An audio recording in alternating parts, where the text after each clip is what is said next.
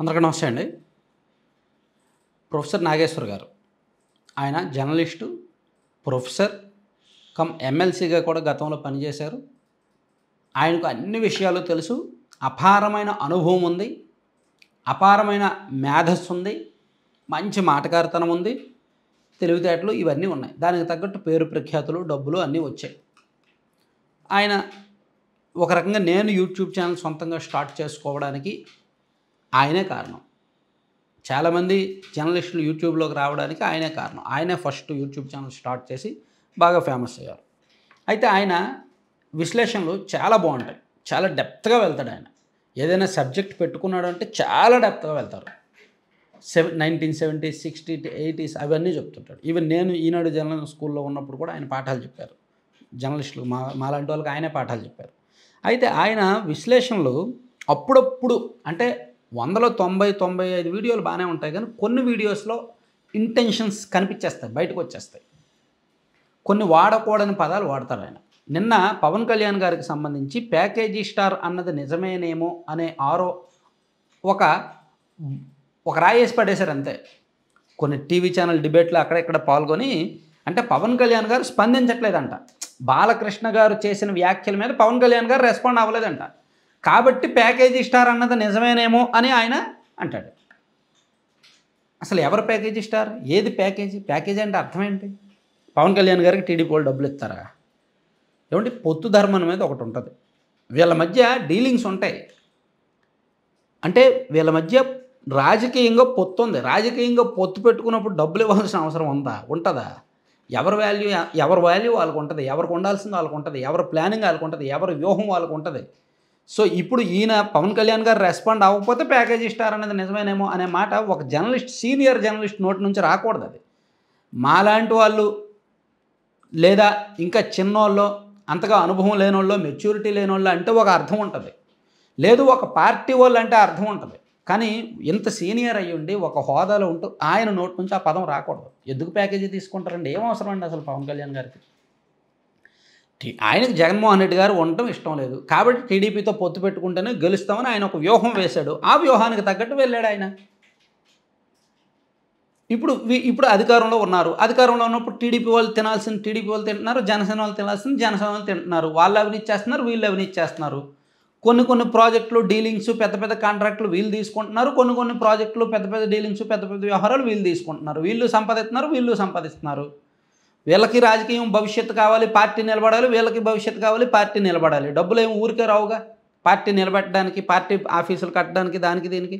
కాబట్టి ఎవరిదా వాళ్ళకు ఉంటుంది. ఒక పార్టీ దగ్గర ఇంకో పార్టీ ట్రాన్సాక్షన్స్ అనేవి నడవు. కొన్ని డీలింగ్స్ ఉంటాయి, కొన్ని వ్యవహారాలు ఉంటాయి. అది ఎవరు ఇది వాళ్ళది. సో నేను ఇక్కడ ఎందుకు ఇలా రెస్పాండ్ అవుతున్నానంటే అసలు కామన్ సెన్స్ ఉందా? పవన్ కళ్యాణ్ గారు బాలకృష్ణ వ్యాఖ్యల మీద ఏం రెస్పాండ్ అవ్వాలండి? అసలు బాలకృష్ణ గారు చేసిన కామెంట్స్లో ఆయన ఇంటెన్షన్ తప్పు కాదు, ఆయన పదాలు తప్పు, ఆయన ఉద్దేశం తప్పు కాదు. ఆయన ఉద్దేశం ఏంటి? జగన్మోహన్ రెడ్డి గారు సినీ పెద్దలను అవమానించారు అన్నారు. యాజ్ ఎ టీడీపీ ఎమ్మెల్యేగా ఆయన ఉద్దేశం తప్పు కాదు. ఆర్ నారాయణమూర్తి గారు అంటే న్యూట్రల్గా ఉన్నారు కాబట్టి ఆయనకు జగన్మోహన్ రెడ్డి గారు ఏమీ అవమానపరచలేదు. సో ఆయన మమ్మల్ని సాదరంగానే ఆహ్వానించారని ఆర్ నారాయణమూర్తి గారు చెప్పారు. అండ్ చిరంజీవి గారు కూడా చెప్పారు జగన్మోహన్ రెడ్డి గారు సాదరంగా ఆహ్వానించారు అని. అంటే జగన్మోహన్ రెడ్డి గారి దగ్గరకు వెళ్ళిన వాళ్ళందరూ సాటిస్ఫైగానే ఉన్నారు. ఆయన ఏమి మమ్మల్ని అవమానపరచలేదు, సాదరంగానే ఆహ్వానించారని చెప్తున్నారు. కానీ బాలకృష్ణ గారు ఒక తెలుగుదేశం పార్టీలో ఉన్నారు కాబట్టి, జగన్మోహన్ రెడ్డి గారు అంటే రాజకీయంగా గిట్టదు కాబట్టి అతని గురించి మాట్లాడే సందర్భంలో సైకోగాడు అతని దగ్గరికి వీళ్ళందరూ వెళ్ళినప్పుడు ఇలా అలా అవమానపరిచారు అనేటట్టు మాట్లాడారు. ఆ మాటల్లో భాగంగా చిరంజీవి గారిని ఉద్దేశించి ఒక లిస్టు తయారు చేసింది. ఎవడీడి లిస్టు తయారు చేశాడు అంటే ఎవడాడు అనే పదాన్ని వాడాడు ఆయన. దాన్ని పట్టుకొని చిరంజీవి గారి ఫ్యాన్స్ ఆ సామాజిక వర్గంలో కొంతమంది అగ్గి మీద గుగ్గులం అవుతున్నారు. బాలకృష్ణ గారి మీద ఫైర్ అవుతున్నారు, టీడీపీ మీద ఫైర్ అవుతున్నారు. కొంతమంది చిరంజీవి గారి అభిమానులు, వేరే అభిమానులు బాలకృష్ణ గారికి వార్నింగ్లు ఇవ్వడం, అది ఇది సోషల్ మీడియాలో ట్రోల్స్ చేయడం జరుగుతున్నాయి. అయితే ఇక్కడ పవన్ కళ్యాణ్ గారు ఏం రెస్పాండ్ అవ్వాలి? జగన్మోహన్ రెడ్డి గారు అవమానించారు సినీ పెద్దల్ని అని పవన్ కళ్యాణ్ గారు గతంలో చెప్పారుగా. నేను ఇంతకుముందు రెండు మూడు వీడియోల్లో వినిపించాను, ఇప్పుడు మళ్ళీ వినిపిస్తున్నా. ఎందుకంటే విషయం తెలియాలి కాబట్టి. జగన్మోహన్ రెడ్డి గారు సినీ పెద్దల్ని అవమానించారు అని పవన్ కళ్యాణ్ గారు గతంలోనే చెప్పారు.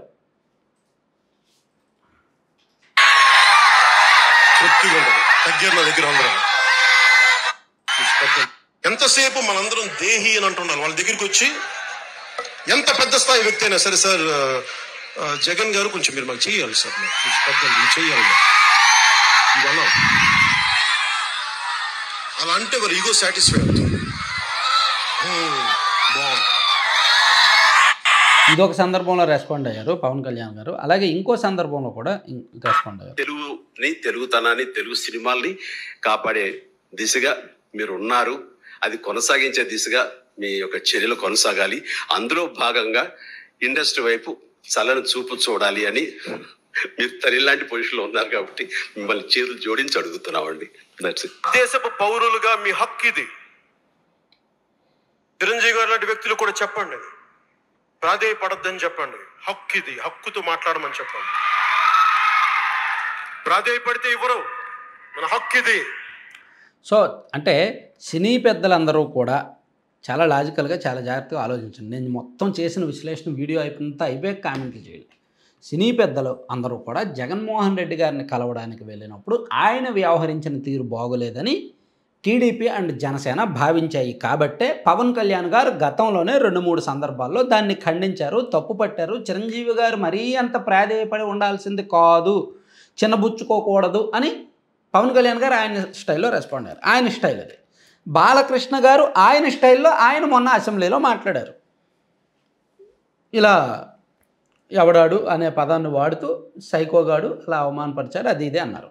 సో ఇక్కడ మనం బాలకృష్ణ గారి ఇంటెన్షన్ తప్పు పట్టకూడదు, ఆయన way of words, using words మాత్రమే మనం తప్పు పట్టాలి.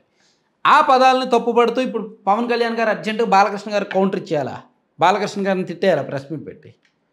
సో బాలకృష్ణ గారు మాట్లాడింది తప్పే, ఎవరు కూడా యాక్సెప్ట్ చేయట్లేదు. న్యూట్రల్ వర్గాలు కూడా బాలకృష్ణ గారి పదాలను యాక్సెప్ట్ చేయట్లేదు.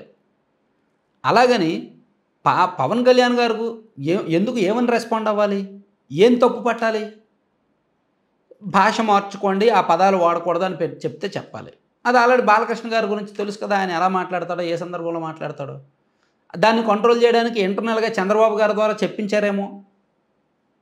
పవన్ కళ్యాణ్ గారు చంద్రబాబు గారికి చెప్పి ఇదిగో ఇలా మాట్లాడారు బాలకృష్ణ గారు, అది కరెక్ట్ కాదని చెప్పించారేమో. ఇంటర్నల్గా ఏం జరిగాయో మనకేం తెలుసు.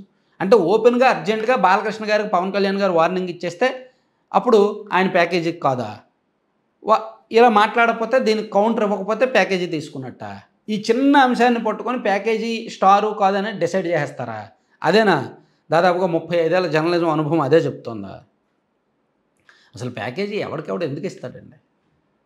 సో ఎందుకు ఇస్తారనేది అది ఒకసారి ఆలోచించుకోవాలన్నమాట. అంటే చిన్న చిన్న కారణాలు చూపించి పవన్ కళ్యాణ్ గారి మీద ఈ మాట అనేది చాలామందికి అలవాటు అవుతుంది, చాలామందికి అలవాటు అయిపోయింది. దీన్ని వైసీపీ వాళ్ళు బాగా పాపులరైజ్ చేశారు. పవన్ కళ్యాణ్ గారు 2-3 సార్లు దీని మీద రెస్పాండ్ అయ్యారు. సో ఎవరి దగ్గర ఊరుకునే డబ్బులు తీసుకోరండి, ప్యాకేజీలు తీసుకోరు. అలా తీసుకోవాల్సిన అవసరం ఉండదు. ఎవరికి ఉంటుందంటే మీడియా ఛానల్లో తీసుకుంటారు, పార్టీల దగ్గర, జర్నలిస్టులు తీసుకుంటారు పార్టీల దగ్గర లేదా వ్యక్తుల దగ్గర. అది వాళ్ళ వ్యక్తిగత కమిట్మెంట్స్ అవి ఇవి ఉంటాయి. కానీ పవన్ కళ్యాణ్ గారిని ఉద్దేశించి ఇలా మాట్లాడడం మాత్రం, అంటే ఎవరో మాట్లాడినా నేను పెద్ద కౌంటర్ ఇవ్వను, స్పందించను. కానీ ప్రొఫెసర్ నాగేశ్వర్ గారు మాట్లాడడం ఆశ్చర్యకరంగా ఉంది. ఆయన విజ్ఞతగా వదిలేయాలి. ఇటువంటి పదాలు ఇటువంటి సందర్భంలో అవసరమా లేదని. అసలు బాలకృష్ణ గారి వ్యాఖ్యల మీద పవన్ కళ్యాణ్ గారు రెస్పాండ్ అవ్వాల్సిన అవసరం లేదు, లాజికల్గా చూసినా లీగల్గా చూసినా. ఎందుకంటే పొత్తు ధర్మం ప్రకారం ఆయన సహనంగా ఓపికగా ఉండాలి. ఆయనే కనుక ఇమీడియట్గా ఆవేశంగా రెస్పాండ్ అయిపోతే అప్పుడు ఆవేశపడ్డాడు, ఆవేశపరుడు అంటారుగా. సో వీడియోలు చేసే ముందు ఆలోచించాలి. Thank you.